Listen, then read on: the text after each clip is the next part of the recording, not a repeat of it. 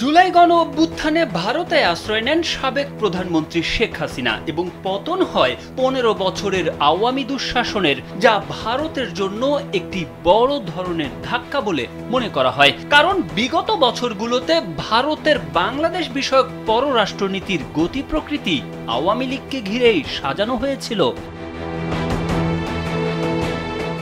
ভারতে যাওয়ার পর থেকে শেখ হাসিনা এবং তার পরিষদবর্গ দেশটির আতিথ্যে রয়েছেন।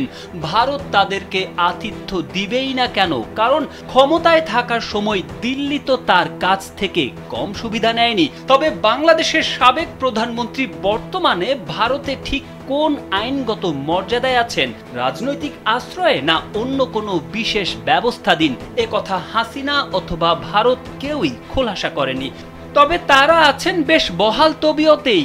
দেশটিতে বসে হাসিনা প্রায় প্রতিদিন নেতাকর্মীদের ১-২টি করে টেলিফোন নির্দেশ দিয়ে যাচ্ছেন কখন কোথায় কি করতে হবে। তিনি শিগগিরই দেশে ফিরে আসছেন এমন আশ্বাসও মাঝে মধ্যে জানাচ্ছেন।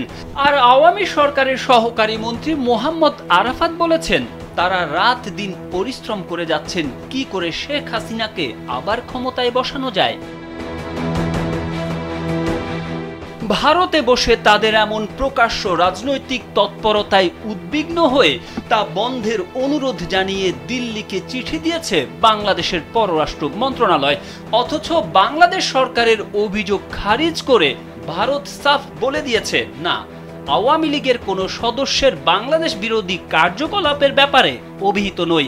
ভারত সরকার এমন কোনো রাজনৈতিক কার্যকলাপ বরদাস্ত করে না। অন্য কথায় অন্তর্বর্তী সরকার যে অভিযোগ করেছে তা ভিত্তিহীন।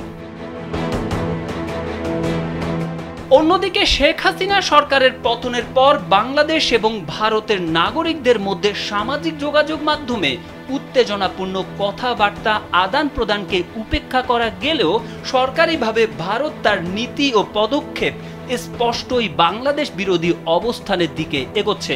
এমন অবস্থায় গুঞ্জন উঠেছে জাতীয় পার্টির আড়ালে আওয়ামী লীগ ফিরতে চাইছে।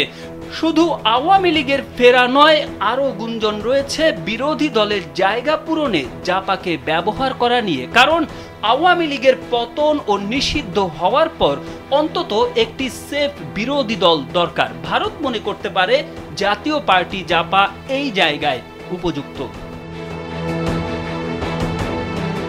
তারেক আহমেদ, কালবেলা।